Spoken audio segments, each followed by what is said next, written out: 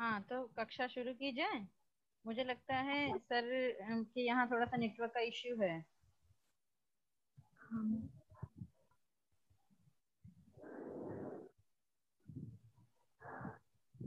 तो आज के सत्र में हमारे यहाँ पे हमारे संयोजक जी उपस्थित हैं। मैं उनका सबसे पहले स्वागत करना चाहूंगी और बहुत बहुत धन्यवाद देना चाहूंगी आज के सत्र में। और कामेश्वर सिंह दरभंगा संस्कृत यूनिवर्सिटी से असिस्टेंट प्रोफेसर व्याकरण विभाग से डॉक्टर साधना शर्मा जी भी हमारे साथ हैं, उनका भी मैं स्वागत करूंगी।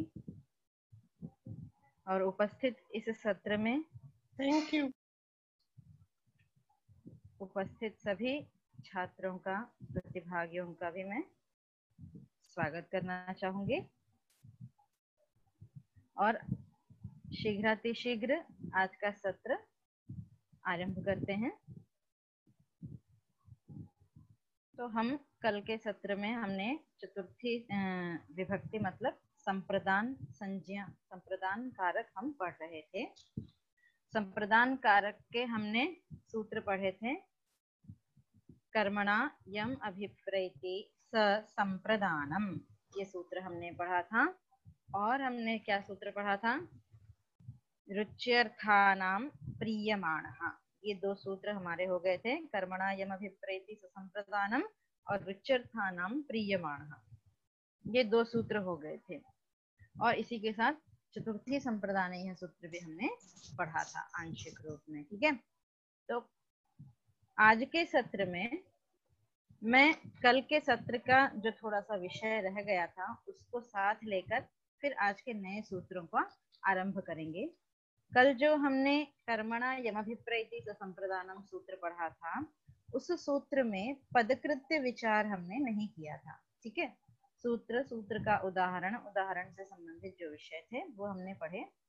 तो हम आज थोड़ा सा पदकृत्य का विचार करेंगे। मेरी आवाज आप सब तक पहुंच रही है स्पष्ट रूप से? हाँ मैम। हाँ,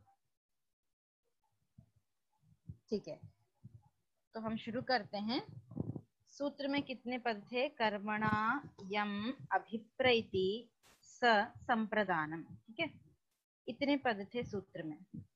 यहाँ पर यह प्रश्न उठता है पहले कि एक एक पद का हम विचार करते हैं कि कर्मणा, यह पद अगर न हो सूत्र में तो क्या दिक्कत होगी। ठीक है, तो कर्मणा इस पद की क्या आवश्यकता है?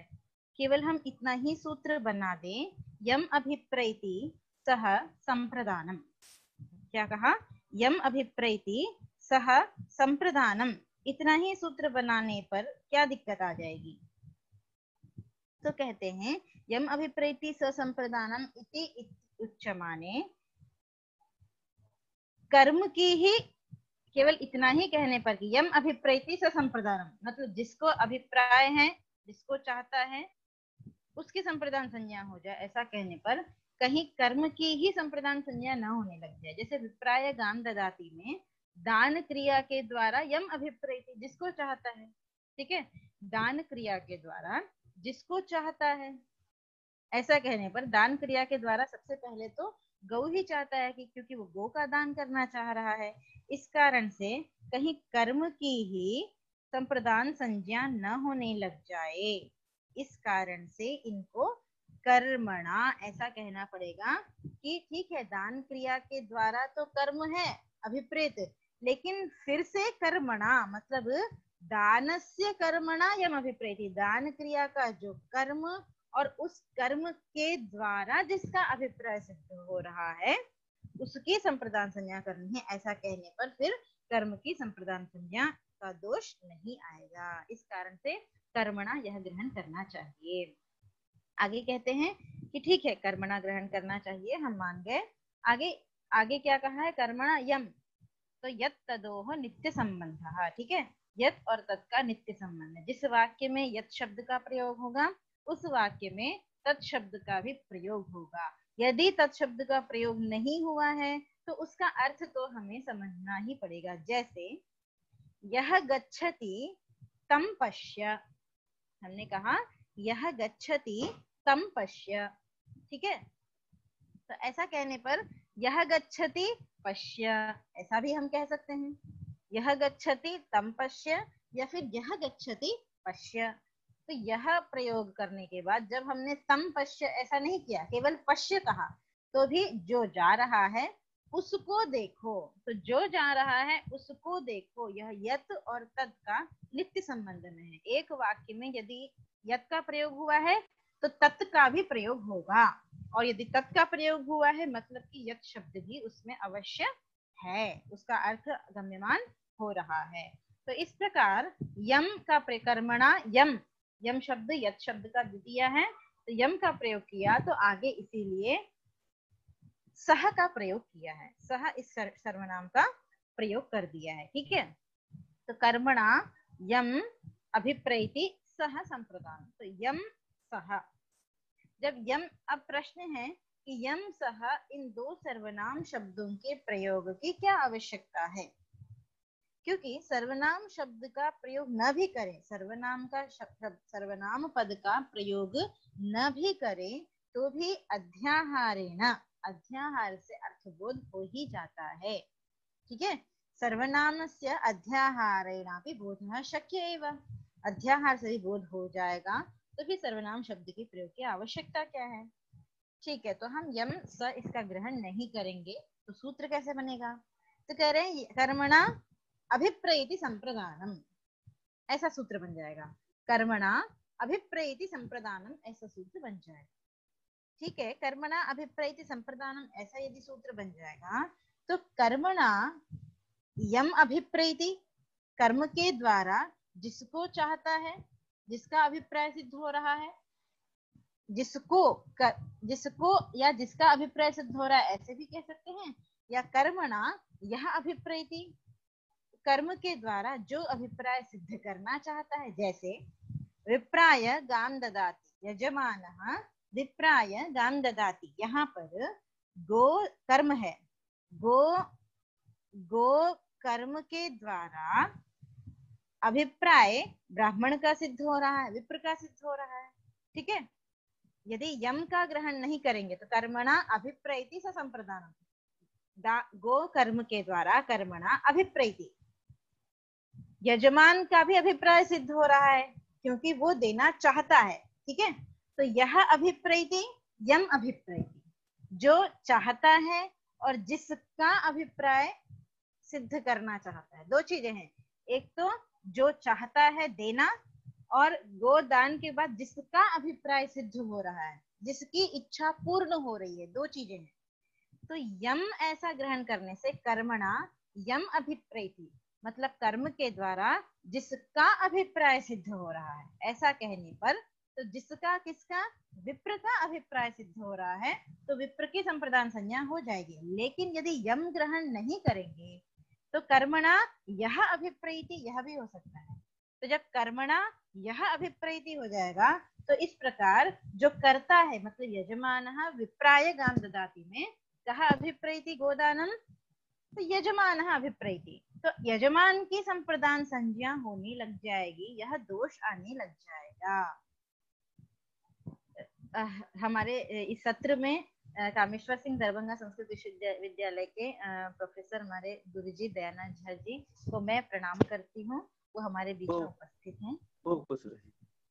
जी गुरुजी, तो पाठ हम आगे बढ़ाते हैं गुरुजी। आगे बढ़ाया जाए जी। तो इस प्रकार यम अभिप्रैति, यदि यम ग्रहण नहीं करेंगे तो यम अभिप्रैति, जिसका अभिप्राय सिद्ध हो रहा है उसकी भी संप्रदान संज्ञा हो सकती है, मतलब विप्र की संप्रदान संज्ञा हो सकती है। और इसी प्रकार यह अभिप्रैति, कहा अभिप्रैति, तो यजमान अभिप्रैति, तो उस यजमान की भी संप्रदान संज्ञा, मतलब कर्ता की भी संप्रदान संज्ञा हो सकती है। यह दोष न आए इस कारण से उन्होंने यम सह ऐसा ग्रहण करना पड़ा, तो कर्ता की संप्रदान संज्ञा न हो जाए। तो अभिप्रयतः कर्तुः संप्रदानत्व वारणार्थम, जो चाहता है, यजमान चाहता है, यजमानः अभिप्रैति गोदानम, तो तस्य अभिप्रयतः कर्तुः संप्रदानत्व वारणार्थम, जो कर्ता चाहता है गोदान, उस कर्ता की कहीं संप्रदान संज्ञा न हो जाए, इस कारण से यम सह ग्रहण करना चाहिए। तो यम सह ग्रहणेन, यम और सह के ग्रहण से कर्ता की संप्रदान संज्ञा नहीं होगी। कर्तु संप्रदानत्वम वार्यते। क्यों, कैसे वार्यते? तो कहा कि दानस्य कर्मणा यम अभिप्रैति, ऐसा अर्थ हो जाएगा। यम ग्रहण न करने पर क्या हो रहा था कि दानस्य कर्मणा अभिप्रैति संप्रदानम। ठीक है, अब यम सह ग्रहण करने से क्या हुआ कि दानस्य कर्मणा यम अभिप्रैति, गोदान का जो कर्म है, दान क्रिया का जो कर्म है गौ, उस कर्म के द्वारा यम अभिप्रैति, जिसका अभिप्राय सिद्ध हो रहा है। तो दान कर्म के द्वारा विप्र का अभिप्राय शीघ्र ही सिद्ध हो रहा है, इस कारण से यम अभिप्रैति सह संप्रदानम। तो विप्र का अभिप्राय शीघ्र ही सिद्ध होने के कारण से वहां विप्र की संप्रदान संज्ञा हो जाएगी, और यजमान की संप्रदान मतलब कर्ता की संप्रदान संज्ञा का दोष नहीं आएगा। इस कारण से यम सह ग्रहणम किया है। आगे कह रहे हैं अभिप्रैति, यहाँ पर अभिप्र उपसर्ग का ग्रहण क्यों किया है? अभिप्रग्रहणम किमर्थम? तो क्या सूत्र बनेगा यदि अभि और प्र उपसर्ग नहीं लगाएंगे? तो कह रहे हैं आप इतना ही सूत्र बना दीजिए कि कर्मणा यम एति, अभिप्र उपसर्ग निकाल दीजिए तो बचता है एति। कर्मणा यम एति सह संप्रदानम। एति मतलब इणगतौ इस धातु का रूप है, गत्यर्थक है। ठीक है, इणगतौ गच्छति का जो अर्थ है वही एति का अर्थ है। ठीक है, तो कर्मणा यम एति सह संप्रदानम, तो इससे क्या हो जाएगा? तो कह रहे हैं कर्मणा यम एति, ठीक है, मतलब दानस्य कर्मणा यम एति सह संप्रदानम। ऐसा कहने पे क्या हुआ कि दान क्रिया के कर्म के द्वारा एति, दान क्रिया के कर्म के द्वारा जहां गति हो रही है, मतलब जिसका अभिप्राय सिद्ध हो रहा है, वहां पर क्या हो जाएगा? उसकी संप्रदान संज्ञा हो जाएगी। ठीक है, तो यहाँ पे दोष क्या आ रहा है हमें ये देखना है। ठीक है, हाँ,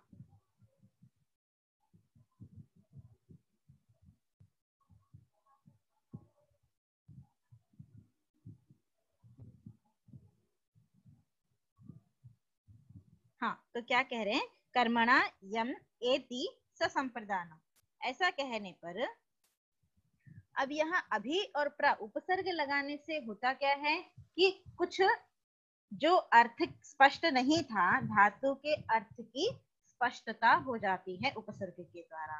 तो यदि केवल जब एति का हमने ग्रहण किया तब एति इतः यन्ति, जैसे गच्छति गच्छतः गच्छन्ति, तो एति इतः यन्ति यह लट लकार का रूप है, और लट लकार वर्तमान काल में होता है। ठीक है, तो वर्तमान काल में होने के कारण से यहाँ पे काल विशेष विवक्षा स्यात्, कह रहे हैं कि एति इतना मात्र ग्रहण करने से काल विशेष की विवक्षा होने लग जाएगी। तो क्या हो जाएगा? काल विशेष की विवक्षा होने लग जाएगी, तो कह रहे हैं काल विशेष की विवक्षा होने पर केवल वर्तमान काल में ही संप्रदान संज्ञा हो पाएगी। जैसे जैसे हम उदाहरण लेते हैं, यही विप्राय गाम ददाति, यहाँ पर दानस्य कर्मणा यम एति सह संप्रदानम इतना सूत्र था। तो दानस्य कर्मणा यम एति, एति ऐसा ग्रहण करने से, चूंकि लट लकार का रूप है, लट लकार वर्तमान काल में होता है, इसलिए फिर विप्राय गाम ददाति में ददाति इस क्रिया का जो कर्म गो, उसके द्वारा यम एति, किसकी गति हो रही है, किसका अभिप्राय सिद्ध हो रहा है? विप्र का। तो विप्र की संप्रदान संज्ञा हो जाएगी। ठीक है, कोई दोष नहीं है, विप्राय गाम ददाति, लेकिन क्योंकि ददाति वर्तमान काल में है, लट लकार में है, तो यहाँ कोई दोष नहीं है, लेकिन भूतकाल में, भविष्यत काल में दोष आएगा। काल विशेष की विवक्षा हुई, इस कारण से भूतकाल में संप्रदान संज्ञा नहीं हो पाएगी। भविष्यत काल में संप्रदान संज्ञा नहीं हो पाएगी, केवल वर्तमान काल में ही संप्रदान संज्ञा हो जाएगी। वर्तमान काल मतलब जब ददाती का प्रयोग होगा तभी विप्र की संप्रदान संज्ञा और चतुर्थी हो पाएगी। लेकिन जब दास्यते ऋट लकार भविष्यत काल में हम प्रयोग करेंगे तब संप्रदान संज्ञा नहीं हो पाएगी। जैसे विप्राय गाम दास्यति, तो यहाँ विप्राय में संप्रदान संज्ञा नहीं हो पाएगी क्योंकि एति यह जो है वर्तमान काल में है। तो काल विशेष की विवक्षा होने पर भविष्यत काल और भूतकाल में अदात विप्राय गाम अदात, यहाँ पर भी विप्राय में संप्रदान चतुर्थी नहीं हो पाएगी, यह दोष आएगा। तो फिर क्या करना चाहिए?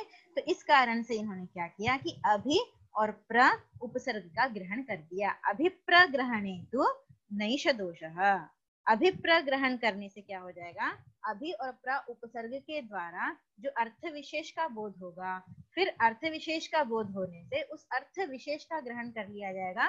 वर्तमान काल की जो हमने विवक्षा की थी विशेष विवक्षा, वह विशेष विवक्षा नहीं की जाएगी, क्योंकि जब विशेष अर्थ का बोध होने लग जाएगा फिर सामान्य अर्थ को हम उसकी विवक्षा हम नहीं करते हैं। ठीक है, जैसे आप रोज ही आप दाल चावल रोटी सब्जी खाते हैं, लेकिन जब किसी एक दिन आपके सामने विशेष पकवान आ गया, जैसे खीर पूरी आ गई या गुलाब जामुन आ गया, तो आप रोज का जो सामान्य भोजन है उसको छोड़ के आप पहले विशेष भोजन का ग्रहण करेंगे, है ना।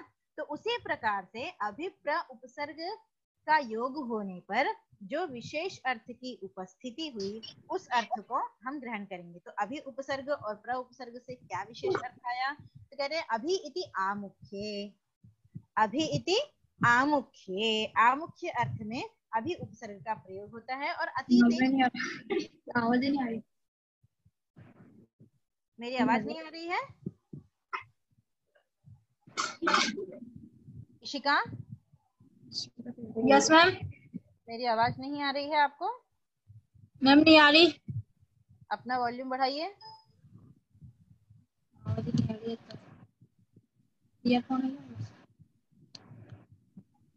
और किसी को आवाज की दिक्कत है? मैम बहुत धीरे आ रही है। आपकी आवाज ठीक आ रही है, तो शायद उनके वॉल्यूम में कुछ प्रॉब्लम है। हाँ मुझे लगता है ऐसा ही। इशिका खंडेलवाल, इशिका यस आप सर। अपना हाँ अपने मोबाइल की वॉल्यूम थोड़ा सा आप हाई करो,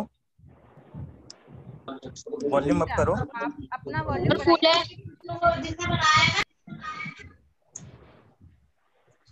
ओके, फुल आ रहा है आपके?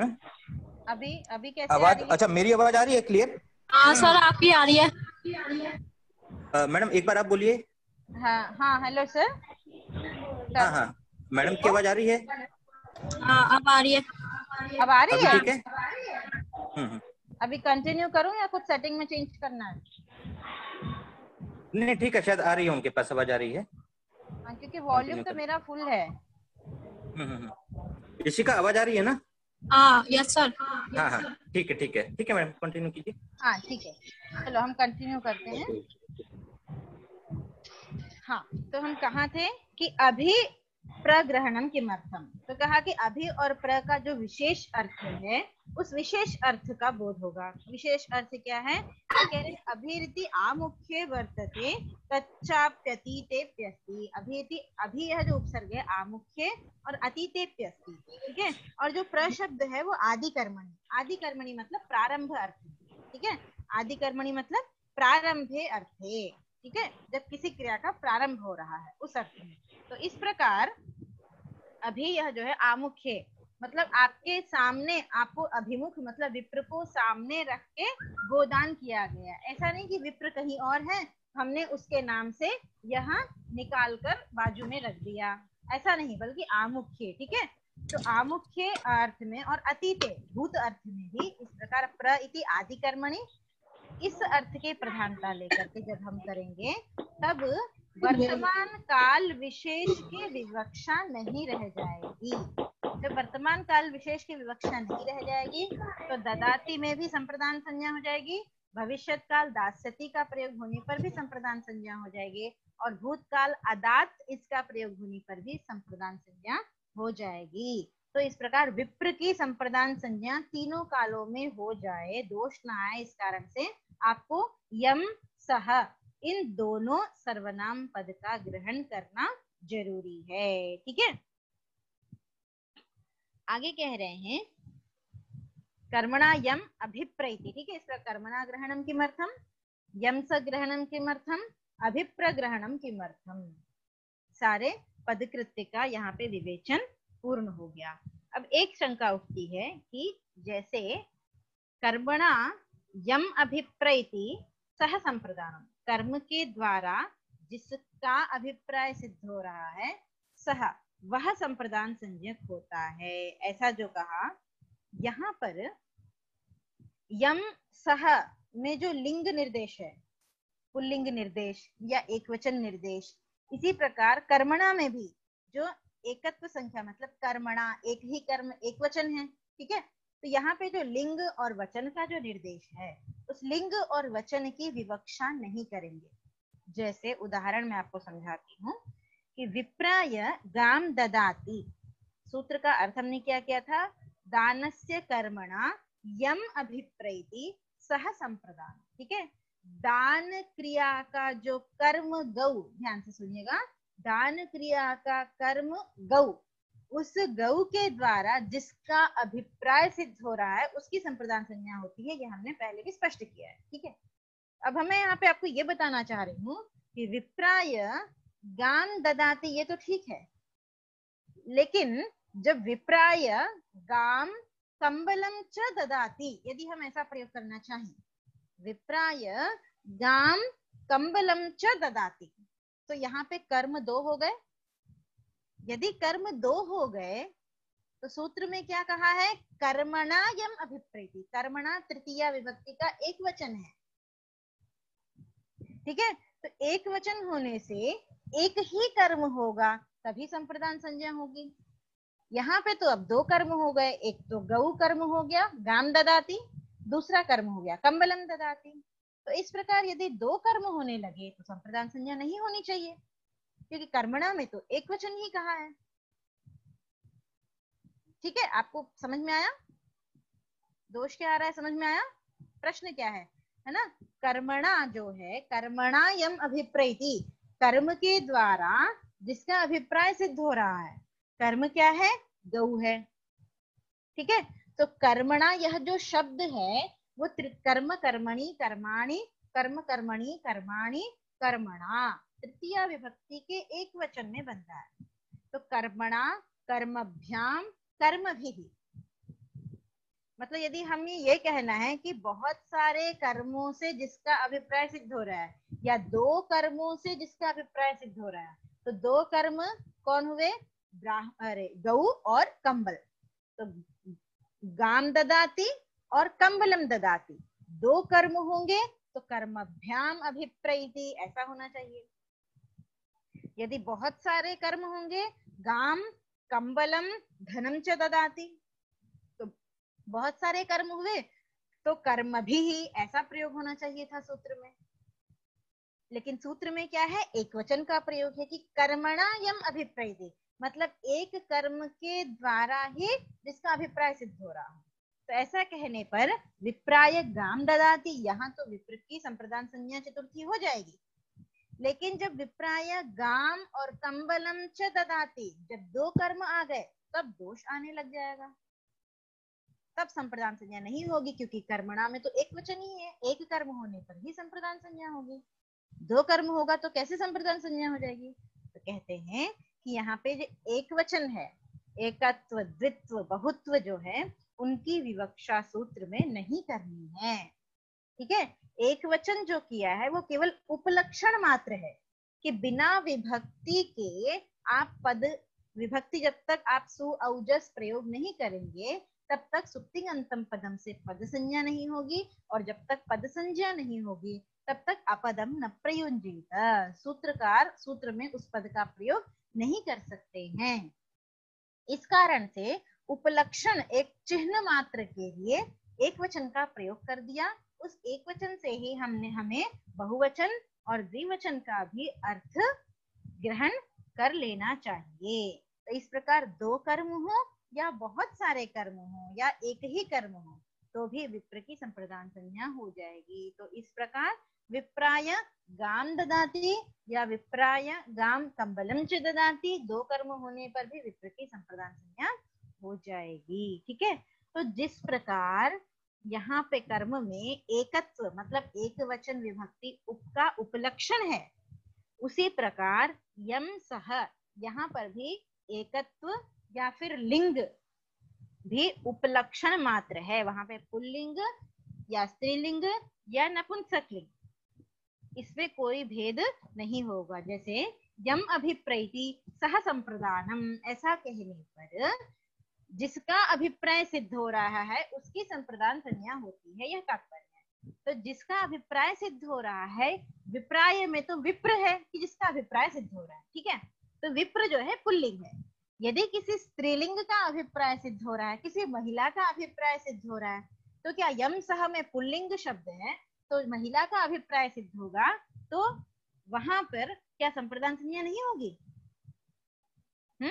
वहां पर भी संप्रदान संज्ञा हो जाएगी। जैसे कुमार्यै पुष्पम ददाति।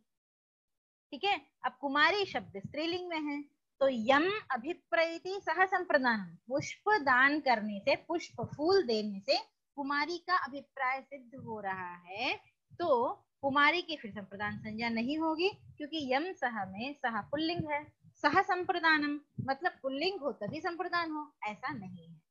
तो पुल्लिंग यह जो लिंग ग्रहण है वो भी केवल उपलक्षण मात्र है। पुल्लिंग भी हो सकता है, स्त्रीलिंग भी हो सकता है, नपुंसक लिंग भी हो सकता है। तो उसका जिसका अभिप्राय सिद्ध हो रहा हो वो किसी भी लिंग में हो सकता है। तो लिंग ग्रहण केवल उपलक्षण मात्र है। ठीक है, तो इस प्रकार से यहाँ पूर्व सूत्र का पदकृत्य विचार हमने किया। कर्मणा यम अभिप्रैति सह संप्रदानम। ठीक है, कल किसी छात्र का प्रश्न था इस विषय पे कि यम सह ग्रहणम क्यों किया है, सह यह ग्रहण क्यों किया गया है, इसका क्या तात्पर्य है। ठीक है, तो केवल आपको सह ग्रहण का अभिप्राय समझाने के लिए समय बहुत ज्यादा लंबा चला जाता, तो इस प्रश्न को समझाने के लिए मैंने आपको सारे ही पदकृत्य का विचार कर दिया कि कर्मणा यह ग्रहण क्यों किया, यम सह ग्रहण क्यों किया और अभिप्राय ग्रहण क्यों किया है सूत्र में। ठीक है, तो इस प्रकार यह सूत्र कर्मणा यम अभिप्रैति ससंप्रदानम संप्रदान संज्ञा विधायक सूत्र यहाँ पे पूर्ण होता है। ठीक है, किसी को कुछ पूछना है, कोई संदेह है?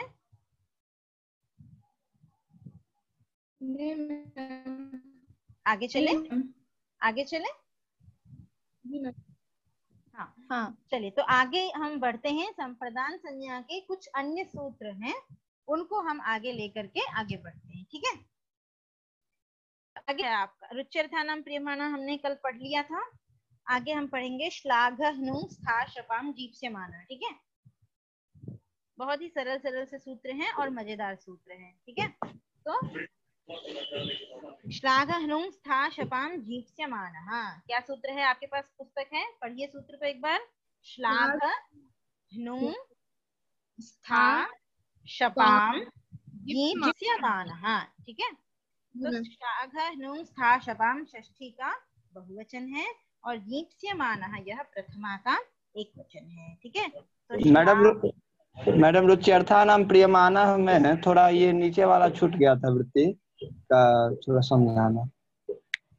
कहाँ पे? अन्य कर्तरी, एक वो था अन्य कर्तरी को अभिलाषो रुचि है हरिनिष्ठ प्रीतिर भक्ति कर्तरी प्रियमानः किम।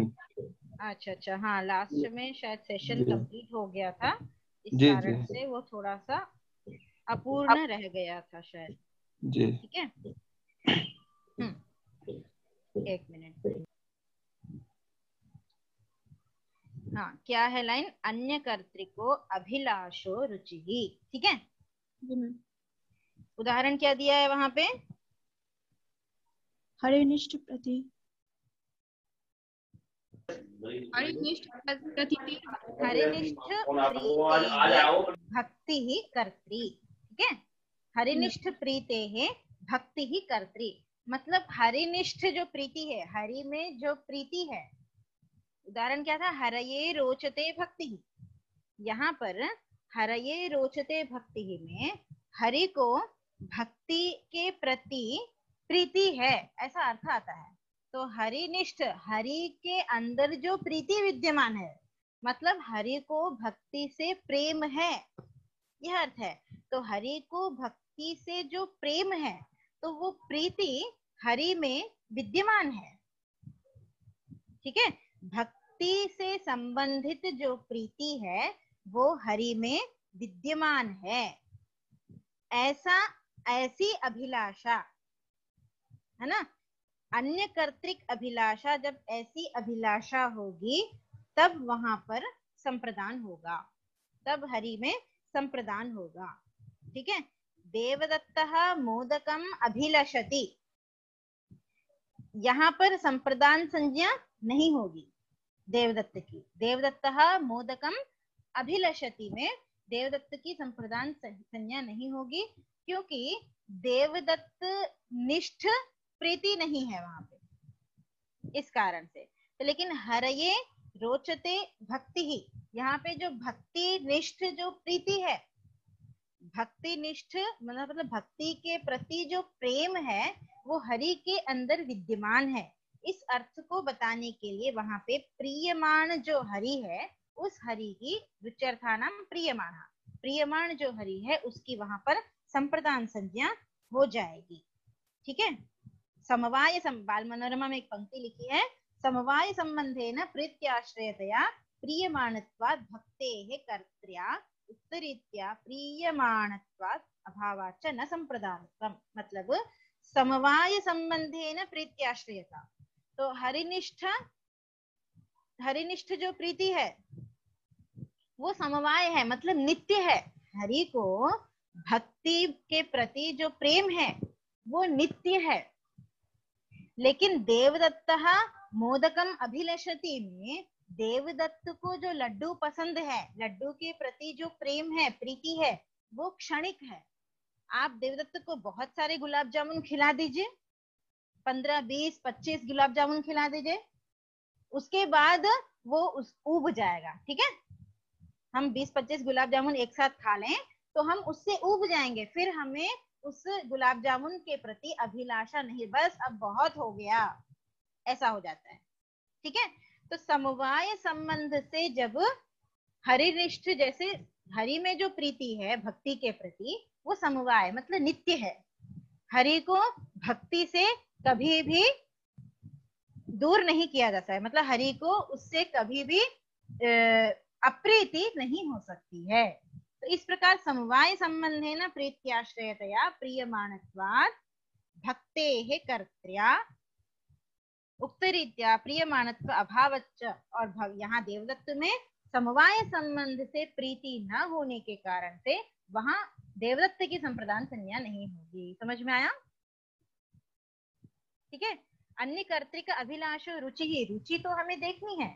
अन्य देवदत्त में भी अन्य कर्तृक अभिलाषा तो है, लेकिन वो अभिलाषा जो है समवाय संबंध से नहीं है, नित्य नहीं है वो अभिलाषा। लड्डू के प्रति जो अभिलाषा है वो नित्य नहीं है, लेकिन हरिनिष्ठ जो है प्रीति वो नित्य है, प्रीति वो कभी कम नहीं होगी। ठीक है, तो इस प्रकार अन्य कर्तृको अभिलाषो रुचि हरिनिष्ठ प्रीते है भक्ति ही करती। प्रियमाणः किम, तो कह रहे हैं रुच्यर्थानाम प्रियमाणः, ऐसा प्रियमाण ग्रहण क्यों किया? तो कहते हैं देवदत्ताय रोचते मोदकः पथि। ठीक है, प्रियमाण का अर्थ क्या किया था? वह वस्तु प्रिय हो, जिसको वह वस्तु प्रिय हो। जैसे उदाहरण क्या बताया था आपको, सामान्य उदाहरण क्या बताया था? देवदत्ताय मोदकः रोचते, देवदत्ताय मोदकः रोचते, यहाँ पर देवदत्त प्रिय है, देवदत्त को जिसको वह वस्तु प्रिय हो उसकी संप्रदान संज्ञा हो जाएगी। हरये रोचते भक्ति ही, हरि को भक्ति प्रिय है, तो जिसको प्रिय है उसकी संप्रदान संज्ञा हो जाएगी। ये प्रियमाण का अर्थ है। ठीक है, आगे उदाहरण क्या दिया आपका? देवदत्ताय रोचते मोदकः पथि, मोदक जो है देवदत्त को प्रिय है। पथी मतलब मार्ग में, मतलब ट्रेन में जाते समय देवदत्त को लड्डू खाना बहुत पसंद है, या ट्रेन में जाते समय देवदत्त को भेलपूरी खाना बहुत पसंद है। जब ऐसा हम प्रयोग बनाएंगे तो पथी मतलब मार्ग में, रास्ते में, ठीक है। तो देवदत्ताय रोचते मोदकः पथी, ऐसा हमने वाक्य बनाया, पथी। तो लड्डू खाना जिसको पसंद है, किसको? देवदत्त को। तो प्रियमाणः जिसको पसंद है उसकी संप्रदान संज्ञा तो हो जाएगी। तो इस प्रकार देवदत्त को पसंद होने से देवदत्त की संप्रदान संज्ञा हो जाएगी। लेकिन यह जो पथी है, मार्ग में, रास्ते में देवदत्त को लड्डू खाना पसंद है, तो रास्ते में इसको कहने के लिए पथी शब्द का प्रयोग किया है वाक्य में। तो मार्ग को लड्डू पसंद है क्या? मार्ग को लड्डू पसंद है क्या? रास्ते को लड्डू पसंद है क्या? नहीं। तो जिसको पसंद है उसकी ही संप्रदान संज्ञा होगी। रास्ते को लड्डू पसंद नहीं है तो मार्ग तो क्या है आपका, अधिकरण बन रहा है, तो अधिकरण में सप्तमी हो जाएगी, वहां उसकी संप्रदान संज्ञा नहीं होगी। सिर्फ इतना ही बता रहे हैं। तो प्रियमाण मतलब जिसको पसंद है उसमें ही संप्रदान संज्ञा हो। वाक्य में अन्य जो भी पद हैं उन सबकी संप्रदान संज्ञा न होने लग जाए, है ना। जिसको पसंद है, देवदत्त को पसंद है, तो देवदत्त की ही संप्रदान संज्ञा होगी, मार्ग में संप्रदान संज्ञा नहीं होगी, बल्कि अधिकरण होने से सप्तमी विभक्ति हो जाएगी। तो देवदत्ताय रोचते मोदकः पथी, ऐसा प्रयोग बन जाएगा। ठीक है, इस प्रकार यह सूत्र भी आपका पूर्ण हुआ। अब हम आगे चलते हैं। मैडम यहाँ पे पथी देने का तो कोई प्रयोजन नहीं था। क्या? पथी देना कोई प्रयोजन तो नहीं था यहाँ पे। नहीं, पथी का कोई प्रयोजन कैसे नहीं है, आपको ये बता रहे हैं कि हम सूत्र इतना प्रियमानः किम, तो प्रियमान क्या है? तो मोदक उसको प्रिय है। हाँ, तो बस जी। हाँ, बोलो अपनी शंका रखो। वो मोदक उसको प्रिय है, लड्डू उसको प्रिय है। हाँ। तो प्रिय जिसको जो वस्तु हो उस व्यक्ति को, उसके जो कर्ता हो उसके साथ जो है सो चतुर्थी विभक्ति हो जाए, संप्रदान संज्ञा। तो फिर पथी यहाँ पे कोई ये प्रयोजन, यहाँ पे पथी अगर नहीं भी लाते तब भी तो वो वाक्य बन रहा था। और इससे पहले यही बताने के लिए ही पथी दिया है कि यदि हम प्रियमाणः ग्रहण न करें सूत्र में, यदि सूत्र में प्रियमाण इस पद का ग्रहण न हो तो सूत्र क्या रहेगा आपका? रुच्यर्थानाम, इतना ही सूत्र रहेगा। और जब इतना ही सूत्र रहेगा रुच्यर्थानाम, तो सूत्र का अर्थ क्या बनेगा कि रुच्यर्थक धातुओं के प्रयोग में जो भी कारक हैं उन सभी कारकों की संप्रदान संज्ञा होने लग जाए। तो देवदत्ताय रोचते, देवदत्त को रास्ते में लड्डू खाना पसंद है, तो ईप्सिततम होने के कारण से हमने पहले पढ़ा कि कर्म संज्ञा हो जाएगी, तो ठीक है मोदकम, ठीक है। लेकिन अब यहाँ पर देवदत्त और जो रास्ते में, ऐसा जो हमने कहा, उन दोनों में फिर रोचते धातु का प्रयोग होने के कारण से दोनों की संप्रदान संज्ञा होने लग जाएगी। जब केवल हम रुच्यर्थानाम इतना ही सूत्र बनाएंगे, प्रियमाणः ग्रहण नहीं करेंगे, तब दोष आएगा कि देवदत्त की भी संप्रदान संज्ञा पाएगी और पथी इसमें भी संप्रदान संज्ञा होने लगे। इस कारण से प्रियमाणः ऐसा ग्रहण करना पड़ा। तो प्रियमाणः ग्रहण करने पर ही हमें ये पता चलेगा कि जिसको प्रिय है उसकी ही संप्रदान संज्ञा होगी। चूंकि देवदत्त को लड्डू प्रिय है तो देवदत्त की ही संप्रदान संज्ञा होगी। मार्ग को लड्डू नहीं पसंद है, इस कारण से मार्ग की संप्रदान संज्ञा न हो जाए, आपको प्रियमाणः ग्रहण सूत्र में करना जरूरी है। ये बताने के लिए ही यहाँ पे प्रियमाणः किम ऐसा कहा, ठीक है। प्रियमाणः किम का मतलब कि प्रियमाण सूत्र में ग्रहण ना करें तो क्या दिक्कत है। तो बस कहा कि देवदत्ताय रोचते मोदकः पथी, यहाँ जो पथी है उसमें दोष आएगा, इसलिए प्रियमान ग्रहण करना चाहिए, ठीक है। अस्तु, तो इदानीम् अग्रे चलामः, हम आगे चलते हैं। श्लाघ हनुं स्था शपां जीप्स्यमानः, ठीक है। श्लाघ धातु है, हनुं धातु है, स्था शप और जीप्स्यमानः। स्था और श्लाघ हनुं स्था शप ये 4 धातु हैं और आगे कह रहे हैं जीप्स्यमानः। जीप्स्यमानः का क्या अर्थ किया है? ज्ञापयितुम् इष्यमाणः, ठीक है, ज्ञापयितुम् इष्यमाणः। चलिए, श्लाघ हनुं स्था शपां, इसका सिद्धांत कौमुदी में क्या अर्थ दिया है आपके? एषां प्रयोगे बोधयितुम् इष्टः संप्रदानं स्यात्। क्या कहा है? एषां प्रयोगे बोधयितुम् इष्टः संप्रदानं स्यात्। एषां नाम श्लाघ हनुं स्था शप।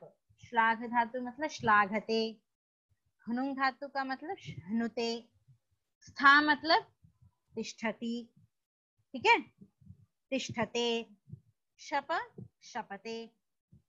श्लाघते मतलब प्रशंसा करता है, हनुते मतलब निंदा करता है, तिष्ठते मतलब बैठता है और शपते मतलब शाप देता है, ठीक है। तो इन धातुओं के प्रयोग में बोधयितुम् इष्टः संप्रदानं स्यात्। बोधयितुम् इष्टः मतलब ज्ञापयितुम् इष्यमाणः यह अर्थः तत्कारकं संप्रदान संज्ञं भवति। तात्पर्य क्या हुआ कि श्लाघ हनुं स्था शप इन धातुओं के प्रयोग में जो जनाए जाने की इच्छा वाला है, उदाहरण से और स्पष्ट हो जाएगा, फिर भी आप अर्थ को सुन लीजिए एक बार। जो जनाए जाने की इच्छा वाला है उस कारक की संप्रदान संज्ञा होती है। जैसे हम 2-3 मित्र बैठे रहते हैं जब और बातें करते रहते हैं, ठीक है। अचानक से समय देखा, ऐसा लगा कि हमें जाना चाहिए, देर हो रही है, तो हम क्या कहते हैं? ठीक है मैं चलता हूँ। ठीक है, हमने क्या कहा? ठीक है मैं चलता हूँ। मैंने कहा ठीक है मैं चलती हूँ। ऐसा बोल करके भी मैं क्या सबके साथ बैठी हूँ, मैं उठ के गई नहीं, ठीक है। फिर 10 मिनट बाद फिर से टाइम देखा, फिर लगा जाना चाहिए, फिर से बोला ठीक है मैं चलती हूँ। फिर हम थोड़ी देर और बैठ जाते हैं, जाते ही नहीं है, ठीक है। तो इस प्रकार ये विषय समझ में आया। तो जनाए जाने की इच्छा वाला मतलब जब 2 मित्र बैठे हों और ये हम कह रहे हैं कि मैं जाता हूँ, फिर भी वो जा नहीं रहा है, तो वो क्या बताना चाहता है कि मैं और आपके पास बैठना चाहता हूँ। वो शब्द से तो नहीं कह रहा है कि नहीं मुझे और थोड़ी देर आपके साथ बैठने की इच्छा हो रही है, ऐसा वो नहीं कहता है, लेकिन वो बार बार ये कहता है कि ठीक है मैं चलता हूँ। ऐसा कहने पर भी और थोड़ी देर बैठा रहता है। समझ में आया?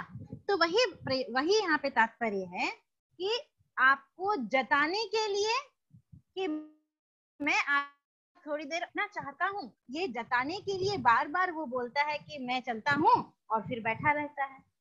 तो इस प्रकार जताने, अक्षित अपना माइक बंद कीजिए, स्पीकर बंद कीजिए। हाँ, तो इस प्रकार जनाए जाने की इच्छा वाला जो कारक है, जो इस प्रकार जताना चाहता है, उस कारक की संप्रदान संज्ञा हो जाती है। उदाहरण लेते हैं, हमने क्या उदाहरण दिया यहाँ पे? गोपी स्मरात् कृष्णाय श्लाघते, ठीक है। गोपी स्मरात् कृष्णाय श्लाघते। गोपी क्या कर रही है? कृष्णाय श्लाघते, कृष्ण की प्रशंसा करती है, ठीक है। और कैसे करती है, कब करती है?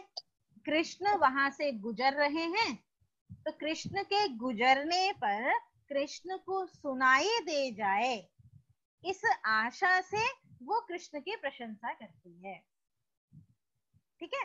जैसे कोई मित्र या फिर हमारा शत्रु हमारे पास से जब गुजर रहा होता है, तब हम उसके लिए या तो अच्छा या फिर बुरे शब्द का प्रयोग करते हैं, ये सोचकर कि उसके कान में यह बात पड़ जाए, ठीक है। तो उसको बताने की इच्छा से हमने प्रयोग किया। हम उससे छुपाना नहीं चाहते हैं, बल्कि उसको बताने की इच्छा से हम प्रयोग कर रहे हैं। तो जनाए जाने की इच्छा वाला, है ना, कि गोपी को कृष्ण को पता चल जाए कि मैं उसकी प्रशंसा कर रही हूँ, इस कारण से वो प्रशंसा कर रही है। तो इस प्रकार जिसको हम बताना चाहते हैं उस कारक के संप्रदान संज्ञा हो रही है। जैसे यहाँ पे गोपी कृष्ण को बताना चाहती है कि वह कृष्ण की प्रशंसा कर रही है, तो गोपी स्मरात कृष्णाय श्लाघते। गोपी कृष्ण को स्मरण करती हुई कृष्ण ऐसा करता है, कृष्ण वैसा करता है, तो इस प्रकार की बातें करते हुए वो कृष्ण को सुनाना चाह रही है कि मैं आपकी प्रशंसा कर रही हूँ। ठीक है, तो इसलिए जिसको हम जताना चाहते हैं उसकी संप्रदान संज्ञा हो जाएगी। श्लाघ नुं स्था शपाम एतेषां प्रयोगे बोधयितुम् इष्टः संप्रदानं स्यात्। श्लाघ धातु के प्रयोग में बोधयितुम् इष्टः, हम जिसको बोधित कराना चाहते हैं, जिसको जताना चाहते हैं, उस कारक की संप्रदान संज्ञा हो जाएगी। समझ में आया? संदर्भ समझ में आया? तो गोपी स्मरात कृष्णाय श्लाघते, ये तो हुआ श्लाघ धातु का प्रयोग। आगे क्या कहा?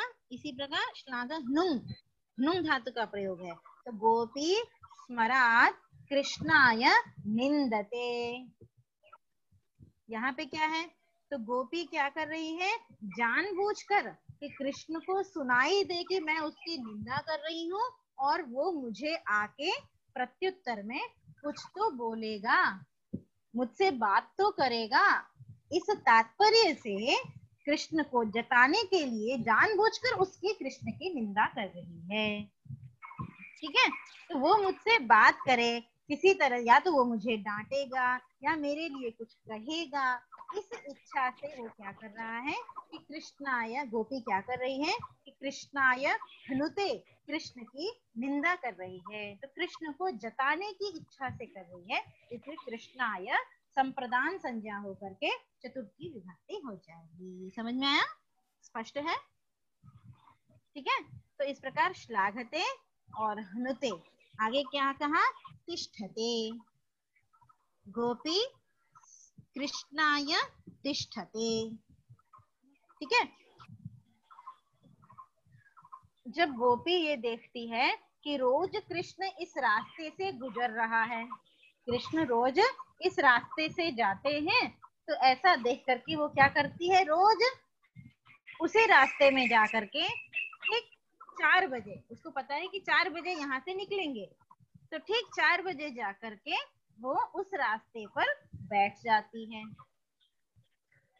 ठीक है, तो क्यों बैठती है? कि ताकि कृष्ण को पता चले, कृष्ण को जताने के लिए वो वहां जाकर बैठती है। तो गोपी कृष्णाय तिष्ठते, कृष्ण को दिखाने के लिए वो वहां पर जाकर बैठती हैं, इसलिए तिष्ठ धातु के प्रयोग में, स्था धातु के प्रयोग में कृष्णाय में संप्रदान संज्ञा हो गई। इसी प्रकार गोपी कृष्णाय, ठीक है, गोपी कृष्णाय शपते। शपते का यहाँ अर्थ है भला बुरा कहना, मतलब कुछ उल्टा सीधा भला बुरा कह देना। तो कृष्ण को भला बुरा कहती है, कृष्ण को सुनाने के लिए जानबूझकर। ठीक है, तो इस प्रकार से कृष्णाय को, कृष्ण को जताने के लिए सारी क्रियाएं की जा रही हैं। तो कृष्ण में चतुर्थी संप्रदान संज्ञा और चतुर्थी विभक्ति हो जाएगी। इसका प्रयोग लोक में भी कर सकते हैं, जैसे देवदत्ताय श्लाघते, रामाय श्लाघते, राम को या देवदत्त को सुनाने की इच्छा से आप उसकी प्रशंसा कर रहे हैं, ऐसा हम लोक में प्रयोग करते ही हैं।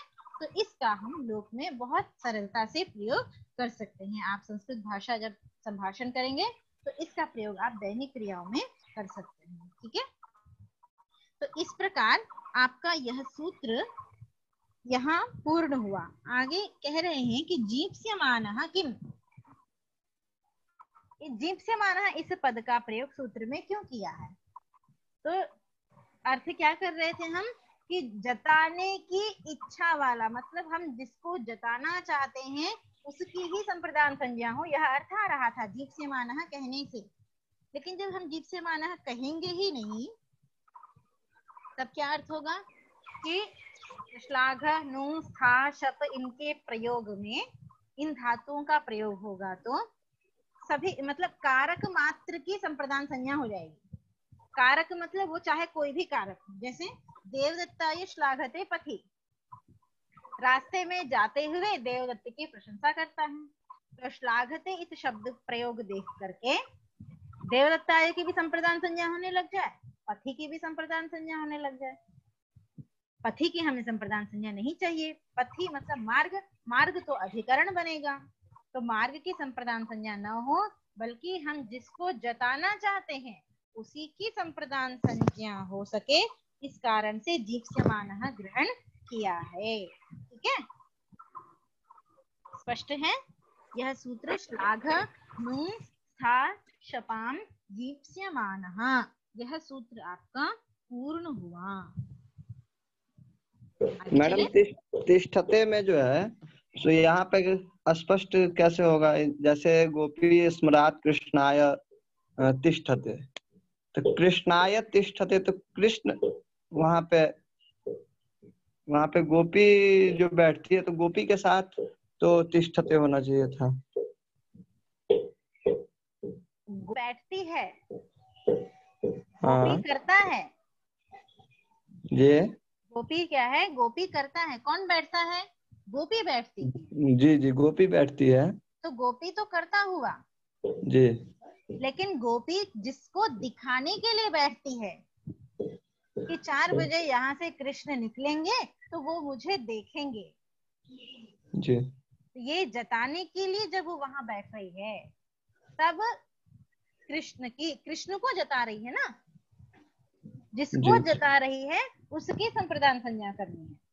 तो चूंकि कृष्ण को जताने के लिए, कृष्ण को दिखाने के लिए वहां बैठती है, इसलिए कृष्ण की संप्रदान संज्ञा हो। यहाँ पे 2 वाक्य बना, गोपी स्मरात और हाँ। कृष्णाय तिष्ठते ना, गोपी कृष्ण, हाँ मतलब जब तक देखो, गोपी स्मरात मतलब गोपी कृष्ण को याद करती है, इस कारण से स्मरण करती है, गोपी कृष्ण को स्मरण कर रही है, इस कारण से वो या गोपी गोपी कृष्णाय तिष्ठते, गोपी तिष्ठते कृष्णाय, तो यहाँ ऐसा पे भी बोल सकते हो, गोपी कृष्णाय तिष्ठते ऐसा भी बोल सकते हो, जी लेकिन उसका तात्पर्य यही है कि गोपी स्मरात कृष्णाय तिष्ठते, क्योंकि जब तक वो कृष्ण को याद नहीं करेगी तब तक वो उसको वहां देखने के लिए क्यों बैठेगी। ऐसे तो सुबह से लेके शाम तक कितने ही लोग जाते हैं उस रास्ते से, जी, है ना। तो चूंकि वो कृष्ण को याद कर रही है इसलिए उसको दिखाने के लिए वहां बैठती है। ठीक है, जी ठीक है। हाँ, हाँ। तो आगे चले। इस प्रकार यह सूत्र पूर्ण हुआ। आगे कौन सा सूत्र है?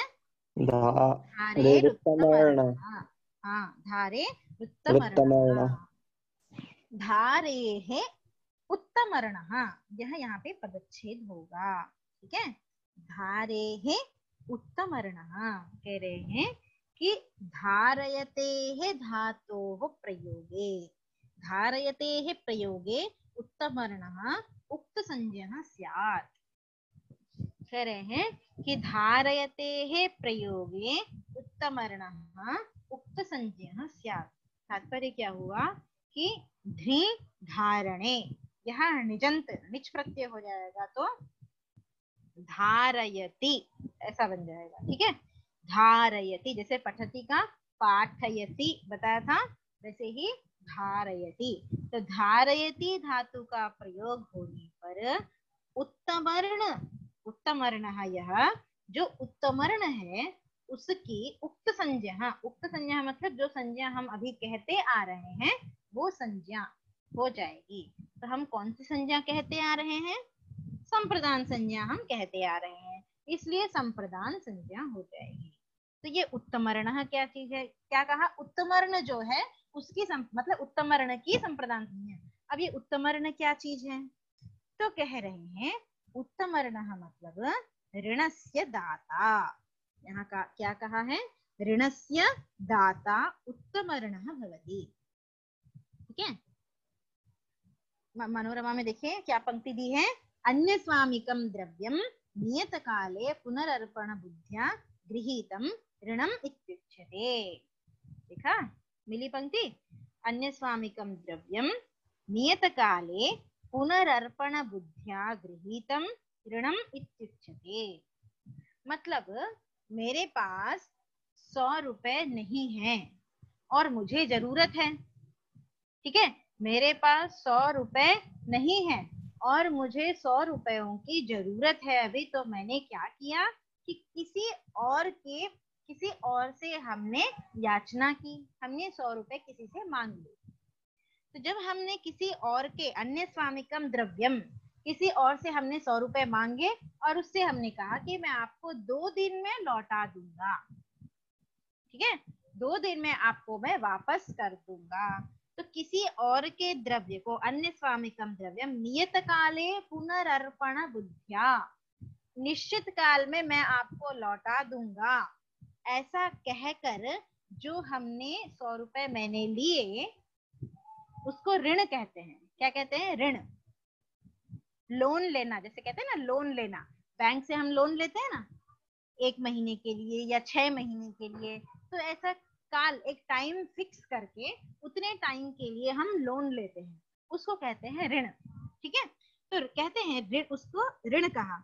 अब ऋणस्य ग्रहीता अधमर्णः, ऋणस्य अर्पयिता उत्तमर्णः भवति।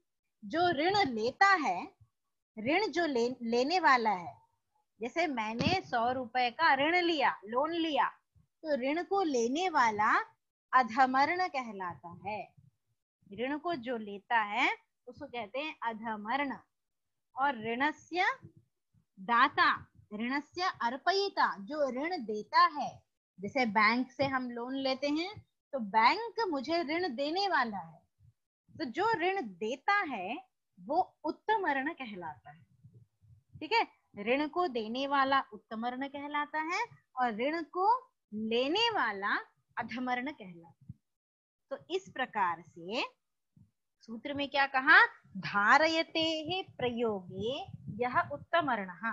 धारयति धातु के प्रयोग में जो उत्तमर्ण है, मतलब ऋण को देने वाला है, अर्पयिता, ऋणस्य अर्पयिता, उसकी संप्रदान संज्ञा हो जाएगी। ऋणस्य दाता यह सह संप्रदान संज्ञा भविष्यति। उदाहरण क्या दिया है आपका यहाँ पे, भक्ताय धारयति मोक्षम हरिः, यही उदाहरण है ना, भक्ताय धारयति मोक्षम हरिः। ठीक है, हम एक बार सामान्य लौकिक उदाहरण में समझते हैं कि देवदत्ताय रामः शतं धारयति, रामः देवदत्ताय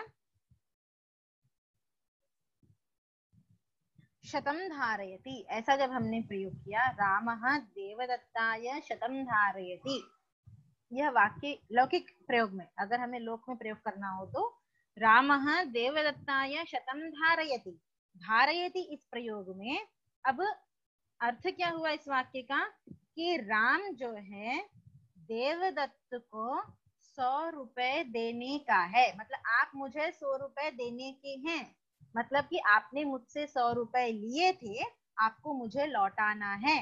तो इस प्रकार राम देवदत्त को 100 रुपए देने का है, ऐसा बोलने के लिए देवदत्ताय रामः शतं धारयति, मतलब राम के पास देवदत्त के 100 रुपए उधार हैं, है ना, ऐसा बोलने के लिए। तो मतलब देवदत्त ने राम को 100 रुपए दिए हैं, तो देवदत्त ने राम को दिए हैं, इसलिए देवदत्त हो गया उत्थ हो गया और राम क्या हो गया, अधमर्ण हो गया। ठीक है, तो जब देवदत्त उत्तमर्ण हो गया तो धारयति के प्रयोग में जो उत्तमर्ण है उस उत्तमर्ण देवदत्त की संप्रदान संज्ञा हो जाएगी। ठीक है, तो देवदत्ताय शतं धारयति, देवदत्ताय रामः शतं धारयति। ठीक है, अब यहाँ पे जो उदाहरण दिया है सिद्धांत कौमुदी में, भक्ताय धारयति मोक्षम हरिः, हरिः भक्ताय मोक्षम धारयति। तो भक्ताय में चतुर्थी दिख रही है, मतलब संप्रदान संज्ञा भक्त की हुई है। इसका मतलब क्या हुआ कि भक्त उत्तमर्ण है। जैसे देवदत्त राम से 100 रुपए देवदत्त ने लिए, राम को देवदत्त ने 100 रुपए दिए, क्षमता, राम को देवदत्त ने 100 रुपए दिए, तो देवदत्त उत्तमर्ण था और राम अधमर्ण था। इस कारण से देवदत्त में चतुर्थी हो गई, संप्रदान हो गया। जो उत्तमर्ण है उसकी संप्रदान संज्ञा और चतुर्थी होगी। तो भक्ताय में जो चतुर्थी दिख रही है, मतलब कि भक्त उत्तमर्ण है। ठीक है, भक्त उत्तमर्ण है, धारयति के प्रयोग में भक्त की संप्रदान संज्ञा हुई। तो अब कहते हैं भक्त उत्तमर्ण कैसे हो सकता है? हरि मतलब विष्णु से हमें सब चीजें प्राप्त होती हैं, तो विष्णु हरि उत्तमर्ण होना चाहिए। हम जो भक्त हैं वो तो भिक्षुक हैं, है ना, हम तो ईश्वर के दरबार में जा करके उससे हम याचना और प्रार्थना करते हैं। तो भक्त अधमर्ण होना चाहिए और हरि उत्तमर्ण होना चाहिए, लेकिन यहाँ तो उल्टा दिखा दिया। ऐसा कैसे हो सकता है ना? तो कहते हैं कि जब भक्त पूजा अर्चना करता है, भक्त जब पूजा अर्चना करता है तो पत्रम पुष्पम फलम तोयम यो मे भक्त्या प्रयच्छति, है ना, पत्र पुष्प फल तोय जल इत्यादि जब वो भक्ति करता है, उपासना करता है, इन सब चीजों का वो वहां पे हरि को समर्पण करता है। ठीक है, तो जब हरि को फल पुष्प तुलसी दल इत्यादि द्रव्य को प्रदान करता है तो तत् गृहणन, उन सबको ग्रहण करके तुष्ट हरि, संतुष्ट जो हरि है वो उसको बदले में मोक्ष का दान करता है। समझ में आया कि मतलब पहले भक्त ने उसको पुष्प फल तोय इत्यादि हरि को दिया, तब जा करके, मतलब पहले भक्त ने भक्ति की, उसका फल स्वरूप हरि ने उसको मोक्ष प्रदान किया। तो इस प्रकार पहले देने वाला कौन हुआ? भक्त हुआ। तो भक्त ही उत्तमर्ण हुआ। ठीक है, जब तक भक्त अपनी सेवा से हरि को संतुष्ट नहीं करेगा तब तक हरि उसको मोक्ष प्रदान नहीं करेगा। ठीक है ना, जब तक देवदत्त राम को 100 रुपए नहीं देगा तब तक राम देवदत्त को 100 रुपए कैसे लौटाएगा? नहीं लौटाएगा। इसी प्रकार जब तक भक्त हरि की स्तुति नहीं करेगा अर्चना इत्यादि के द्वारा, पुत्र पुष्प फल तोय इसके द्वारा, तब तक हरि भी उसको मोक्ष प्रदान नहीं करेगा। इस प्रकार भक्त क्या हुआ? उत्तमर्ण हुआ। इसी को देखो बाल मनोरमा में क्या कहा है कि भक्त संबंधी यह मोक्ष अपरिमित नित्य सुख विशेषः तम धारयति इत्यर्थः। भक्त संबंधी जो मोक्ष है, अपरिमित नित्य जो आनंद है, उसको हरि प्रदान करता है। मतलब वो भक्त संबंधी जो मोक्ष है, भक्त ने जो पत्र पुष्प फल के दान के द्वारा जो प्राप्त की है, वह मोक्ष हरि उसको दोबारा प्रदान करता है। ठीक है, तो इस प्रकार भक्त उत्तमर्ण हुआ। उत्तमर्ण होने से धारयति के प्रयोग में उत्तमर्ण जो भक्त है उसकी संप्रदान संज्ञा होकर के भक्ताय चतुर्थी हो जाएगी। तो भक्ताय धारयति मोक्षम हरिः, भक्ताय हरिः मोक्षम धारयति इत्यर्थः। समझ में आया? फिर आगे कह रहे हैं उत्तमर्णः किम? उत्तमर्णः किम, उत्तमर्ण ऐसा ग्रहण क्यों किया है? तो कह रहे हैं कि देवदत्ताय शतम धारयति ग्रामे। फिर वही बात हो गई, ग्राम उत्तमर्ण नहीं है, बल्कि उत्तमर्ण कौन है? देवदत्त है। देवदत्त ने 100 रुपए दिए किसी को भी, राम को या किसी को भी, तो देवदत्त ने 100 रुपए दिए, उत्तमर्ण देवदत्त है इसलिए देवदत्त में ही संप्रदान और चतुर्थी होगी। ग्राम जो पद है वो उत्तमर्ण नहीं है, न तो वो अधमर्ण है, इसलिए वहां पे संप्रदान और चतुर्थी नहीं होगी। ग्राम अधिकरण है, अधिकरण होने से वहां सप्तमी ही होगी। ठीक है, उत्तमर्ण ऐसा अगर ग्रहण नहीं करेंगे तो धारयति का प्रयोग होने पर जिस किसी की भी कारक की संप्रदान संज्ञा होने पर पथी की भी संप्रदान संज्ञा का दोष आ जाता। इस कारण से उत्तमर्ण जो है उसी की संप्रदान संज्ञा हो। तो उत्तमर्ण यहाँ पे भक्त है, ठीक है, तो भक्त की ही संप्रदान संज्ञा होगी। उत्तमर्ण यहाँ देवदत्त है तो देवदत्त की ही संप्रदान संज्ञा होगी। ठीक है, तो इस प्रकार से आपका यह सूत्र भी पूरा हुआ। धारे रुत्तमर्ण। मैडम यहाँ पे निजंत ध्री धातु क्या कह रहा है? निजंत ध्री धातु के प्रयोग में मतलब धरती धातु जब होगी, धरती, तब यह प्रयोग नहीं बनेगा। धारयति होगा तभी जब धारयति प्रयोग करेंगे तभी यहाँ संप्रदान ध्री धारणे के योग में ध्री धातु है। धारणे, हाँ देखो धरती का अर्थ क्या होता है? जी। पकड़ना, वस्त्रम धरती, पात्रम धरती, है ना, ऐसे ही शतरूप्यम धरती। ठीक है, 100 रुपए पकड़ता है, तो वो अपनी भी पकड़ सकता है, किसी और के भी पकड़ सकता है। 100 रुपए जो है वो अपने 100 रुपए को भी पकड़ सकता है, किसी और के 100 रुपए को भी पकड़ सकता है। लेकिन जब हम कहेंगे धारयति, मतलब कि वो किसी और के हैं और उसे वह पकड़ रहा है। तो यहाँ पे निजंत का यही अर्थ हुआ, जो धारयति और धारती। आप हाँ, धारयति मतलब धरती अर्थ नहीं होगा, धरती का जो अर्थ है वो नहीं होगा, बल्कि देवदत्त उसको 100 रुपए पकड़ाता है ऋण के रूप में। देवदत्तः शतं देवदत्ताय रामः शतं धारयति, मतलब राम देवदत्त के द्वारा 100 रुपए पकड़ता है। इसका मतलब हुआ कि देवदत्त उसे 100 रुपए देता है। ध्री धातु होता है, धारयति के अर्थ में निजंत होता है, ये बता रहा है। हाँ, जब निजंत धारयति होगा तभी यहाँ संप्रदान संज्ञा होगी। धरती के प्रयोग में यहाँ संप्रदान संज्ञा नहीं होगी। ठीक है, आगे चलो। आगे क्या सूत्र है? आगे चलेंगे हम संप्रदान संज्ञा का अगला सूत्र स्पृहेरीप्सितः। ठीक है, स्पृहेरीप्सितः, स्पृहेः ईप्सितः, यहाँ पदच्छेद हो जाएगा। ठीक है, क्या कह रहे हैं? सूत्र का अर्थ क्या किया?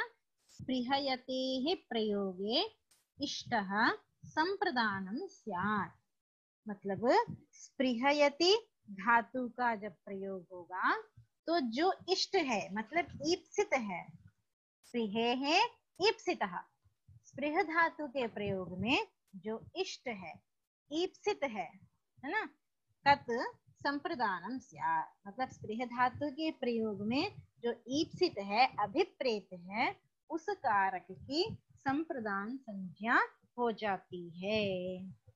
ठीक है, तो उदाहरण से हम समझेंगे और भी स्पष्ट रूप में। क्या उदाहरण दिया है इसका सिद्धांत कौमुदी में? पुष्पेभ्यः स्पृहयति, क्या दिया है? पुष्पेभ्यः स्पृहयति। ठीक है, स्पृहयति, स्पृह ईप्सायाम यह धातु है। पुष्पेभ्यः स्पृहयति मतलब पुष्पों को चाहता है, पुष्पों को चाहता है, यह अर्थ होगा।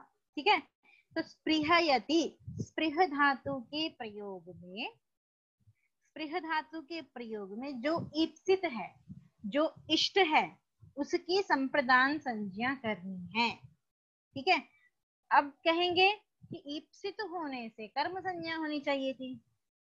ठीक है, क्योंकि कर्तु ईप्सिततमम कर्म, तो कह रहे हैं कि ईप्सित मात्र जब होगा, दो चीजें हैं, पहले भी बताया था मैंने, श्रेष्ठ और श्रेष्ठतम।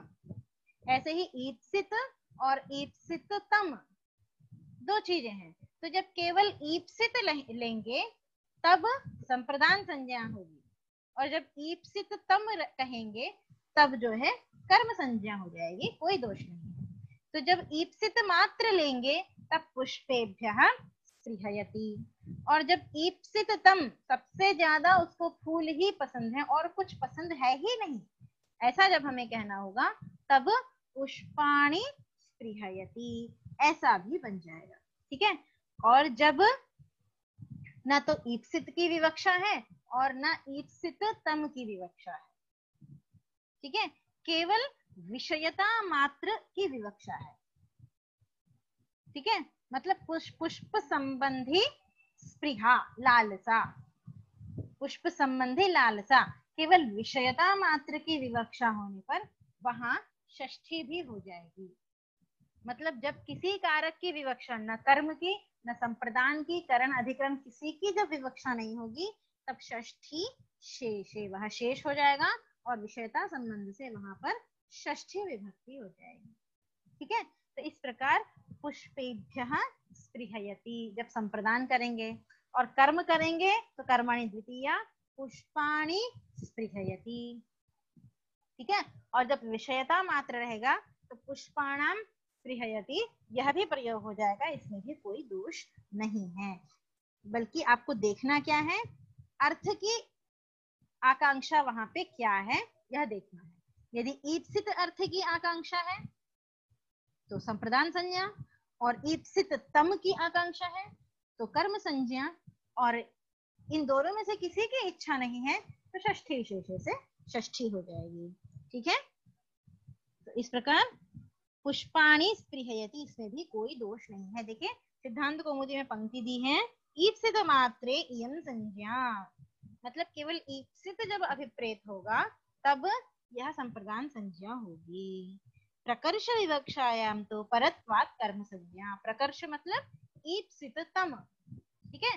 जब ईप्सिततम, प्रकर्ष मतलब अत्यधिक, अत्यधिक ईप्सा जब होगी तब परत्वात् कर्म संज्ञा, परे होने के, आपने परिभाषा पढ़ी थी, पूर्व पर नित्यांतरंगापवादानाम उत्तरोत्तरम बलीयः, पढ़ी थी ना परिभाषा प्रकरण में।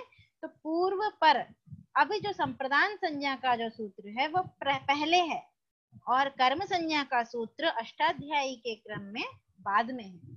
यद्यपि हमने कर्म संज्ञा पहले पढ़ी है और संप्रदान संज्ञा हम बाद में पढ़ रहे हैं, लेकिन अष्टाध्यायी के क्रम में संप्रदान संज्ञा का सूत्र पहले है और कर्म संज्ञा का सूत्र बाद में है। जब ईप्सिततम होने पर दोनों संज्ञा पाने लगी, संप्रदान और कर्म दोनों संज्ञा पाने लगी, तो ईप्सिततम और परे होने के का, पूर्व की अपेक्षा परम बलवत, पूर्व की अपेक्षा पर वाला बलवान होता है। तो इस प्रकार से कर्म संज्ञा बलवती हो गई। तो यहाँ पर ईप्सिततम होने पर परत्वात् कर्म संज्ञा हो जाएगी। तो पुष्पाणि स्पृहयति, इस प्रकार आपका स्पृहेरीप्सितः, यह भी संप्रदान संज्ञा का सूत्र पूर्ण हुआ। ठीक है, आगे चलते हैं। क्रुधद्रुहेर्षा सूयार्थानां यम प्रतिकोपः, आगे चलें। कक्षा को आगे बढ़ाएं या खत्म करना चाहेंगे? आप मैडम जैसा उचित समझें आगे भी चल सकते हैं, लेकिन अगले 10 मिनट में कंक्लूड करना बेटर होगा। हाँ हाँ, तो 10 मिनट में मैं आपको 2 से 3 सूत्र और कंप्लीट कर देती हूँ, क्योंकि सूत्र बहुत सरल सरल हैं, तो संप्रदान संज्ञा भी पूर्ण हो जाएगी 2 से 3 सूत्रों में। ठीक है। तो क्रुध द्रुहेर्ष्या सूयार्थानां यम प्रतिकोपः, क्रुध, द्रुह, ईर्ष्या और असूया। ठीक है। क्रुधाद्यर्थानां प्रयोगे यम प्रतिकोपः सह उक्त संज्ञः स्यात्। क्रुध्यति, द्रुह्यति, ईर्ष्यति, असूयति, इन धातुओं के प्रयोग में यम प्रतिकोपः, जिसके प्रति आपको कोप है, क्रोध है, ठीक है, उसकी संप्रदान संज्ञा करनी है।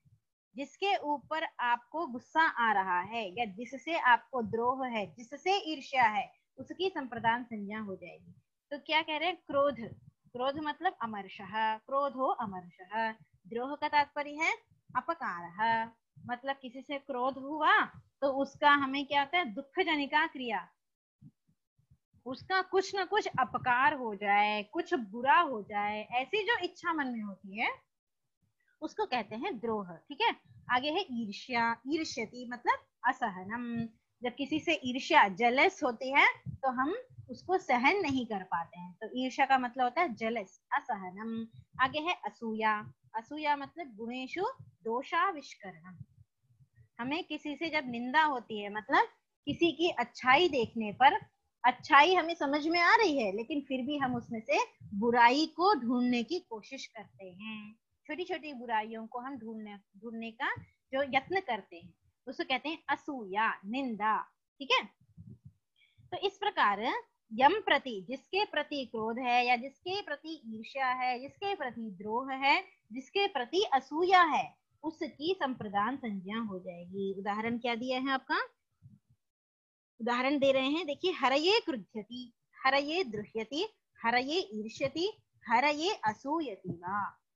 मतलब हरि विषयकम कोपम करोति इत्यर्थः, मतलब हरि से वो क्रुद्ध है, ऐसा अर्थ होगा कि वो हरि से क्रुद्ध है। जैसे देवदत्ताय क्रुध्यति, क्या हुआ? देवदत्ताय क्रुध्यति मतलब देवदत्त से क्रोध करता है, देवदत्त से गुस्से है या देवदत्त से जलस होता है, तो देवदत्ताय ईर्ष्यति।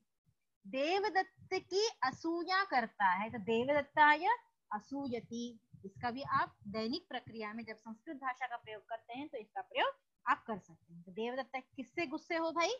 तो देवदत्ताय क्रुध्यति एषः, मतलब मैं देवदत्त से गुस्से हूँ। ठीक है, तो जिससे हम गुस्सा हो रहे हैं या क्रोध ईर्ष्या असूया कर रहे हैं, उसकी संप्रदान संज्ञा हो जाएगी और चतुर्थी विभक्ति हो जाएगी। आगे कह रहे हैं यम प्रतिकोपः इति किम। यम प्रतिकोपः ऐसे कहने की आपको क्या आवश्यकता पड़ गई? तो कह रहे हैं, उदाहरण दे रहे हैं, भार्याम ईर्ष्यति, भार्याम ईर्ष्यति मतलब भार्या अपनी पत्नी से ईर्ष्या करता है, अपनी पत्नी से जलस होता है। तो कोई अपनी पत्नी से ईर्ष्या कैसे कर सकता है? तो कह रहे हैं कि मैनाम अन्यो अद्राक्षित, मतलब मेरी पत्नी को कोई और न देख ले। तो जैसे उसकी पत्नी को कोई और देख रहा है, कोई और पुरुष देख रहा है, तो उसको उस पुरुष से ईर्ष्या है, न कि अपनी पत्नी से ईर्ष्या है, बल्कि उसके मन में क्या है कि मेरी पत्नी को कोई और न देखे। तो वो जाके किसी और को तो डांट नहीं सकता है, तो उसने क्या किया? भार्याम ईर्ष्यति, उसने क्या किया? अपनी पत्नी को ही डांट लगा दी और कहा कि जाओ अंदर जाके बैठो। ठीक है, तो भार्याम ईर्ष्यति, वस्तुतः भार्या के लिए वो गुस्सा नहीं है, बल्कि ईर्ष्या किसके लिए है? किसी और तीसरे पर्सन के लिए, थर्ड पर्सन के लिए। तो जिसके प्रति क्रोध होगा, ईर्ष्या होगी, उसी में संप्रदान होगा। भार्याम ईर्ष्यति में भार्या में द्वितीया है। ठीक है, तो भार्याम जो है, भार्या के लिए ईर्ष्या नहीं है, भार्या के लिए क्रोध नहीं है, लेकिन दिखा किसको रहा है? भार्या को ही दिखा रहा है, क्योंकि वो उसी को दिखा सकता है, किसी और को नहीं दिखा सकता है। तो यम प्रतिकोपः, जिसके लिए क्रोध होगा उसी की संप्रदान संज्ञा होगी। क्योंकि भार्याम प्रति ईर्ष्या नास्ति, इसलिए भार्या की संप्रदान संज्ञा नहीं हुई, तो भार्याम ईर्ष्यति ऐसा प्रयोग बन गया। ठीक है, आगे चलते हैं। इस प्रकार आपका यह भी सूत्र पूर्ण हुआ। क्रुद्धद्रोह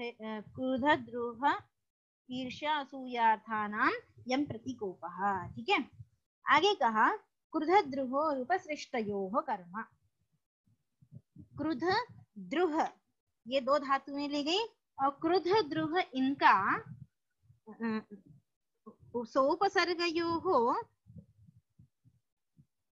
सोपसर्गयोः अनयोः योगे यम प्रतिकोपः तत्कारकं कर्म संज्ञं स्यात्। क्रुधद्रुहोः उपसृष्टयोः कर्म। उपसृष्टयोः का अर्थ है उपसर्ग पूर्वकयोः।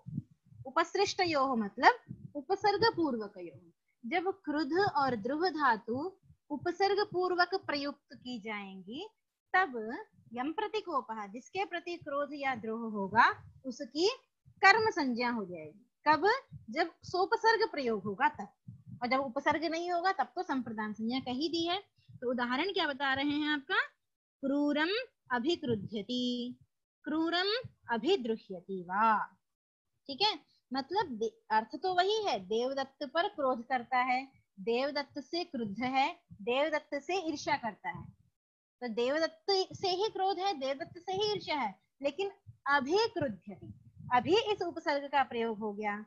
अभिद्रुह्यति, अभी इस उपसर्ग का प्रयोग होने के कारण से, उपसर्ग का प्रयोग होने से यहाँ पे क्रुद्ध द्रुहो उपसृष्टयोः कर्म, इस सूत्र से कर्म संज्ञा होगी, संप्रदान संज्ञा नहीं होगी। ठीक है, संप्रदान का ये अपवाद हो जाएगा। ठीक है, तो इस प्रकार कर्म संज्ञा होने से क्या हो गई? द्वितीय विभक्ति हो गई। ठीक है, द्वितीय विभक्ति हो गई तो क्रूरम अभिक्रुध्यति और क्रूरम अभिद्रुह्यति, ऐसा प्रयोग बन जाएगा। तो इस प्रकार से आपका क्रुधद्रुहो रूपसृष्टयोः कर्म, यह सूत्र भी पूर्ण हुआ।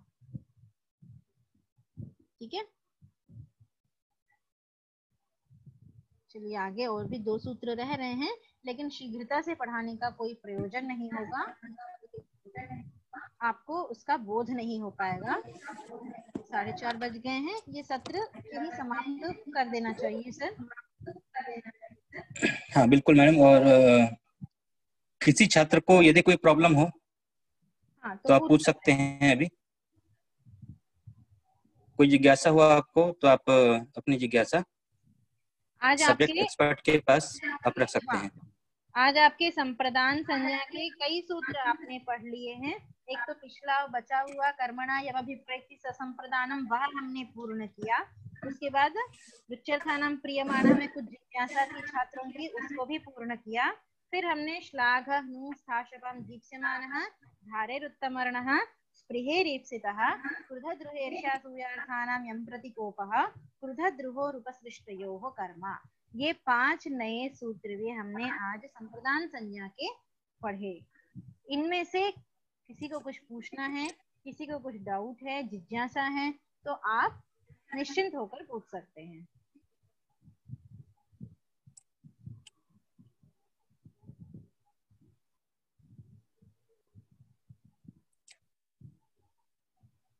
किसी का कोई प्रश्न है?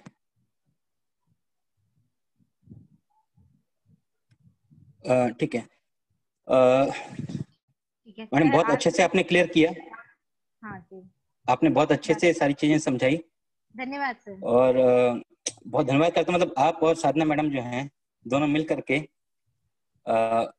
व्याकरण को जिस तरीके से आप समझा रहे हैं, स्टार्टिंग मैंने किया था, लेकिन मुझे लगा कि व्याकरण का कोई एक्सपर्ट हो वो ज्यादा अच्छा होगा। जी सर। साधना से मेरी वही बात हो रही थी। जी जी। मेरा मुख्य विषय दर्शन है। जी जी। तो मैं चाहता था कि व्याकरण वाले कोई व्याकरण को पढ़ाए, तो वो सभी छात्रों को उसका लाभ मिलेगा। ऑफिशियली मैं अभी ये भारतेंदु झा, हाँ आप सुन रहे हैं? भारतेंदु, हाँ, एक छात्र है अपने। जी जी, भारतेंदु झा ऑफिशियली आपको वोट ऑफ थैंक्स के लिए आमंत्रित करता हूँ, धन्यवाद ज्ञापन के लिए। और इसके बाद मैं रिकॉर्डिंग बंद करूंगा, लेकिन कुछ और बात करनी है सबसे, थोड़ा समय और दीजिएगा। भारतेंदु जी बोलिए। जी सर, आपको बहुत बहुत धन्यवाद। और हमारे यूनिवर्सिटी के मैडम डॉक्टर सविता आर्या और साधना शर्मा मैडम, इन दोनों को बहुत बहुत धन्यवाद, जो हम लोगों को कारक प्रकरण और वो भी अपने कक्षा में कोई सिद्धांत संधि शायद पढ़ा रही हैं। तो वो कक्षा मैं नहीं ले पा रहा क्योंकि गुरुजी मेरे वो महाभाष्य पढ़ा रहे हैं, मैं उस कक्षा से अनुपस्थित हूँ। लेकिन ये कक्षा में मैं अपना कुछ जो मिल पा रहा वो ले रहा हूँ। इसके लिए आपको भी बहुत बहुत धन्यवाद और मैडम, दोनों मैडम को बहुत बहुत धन्यवाद। स्वागत है आपका और आशा है कि आप बहुत ध्यान से इस पूरी कक्षाओं का लाभ ले रहे हैं, ले पा रहे हैं। धन्यवाद।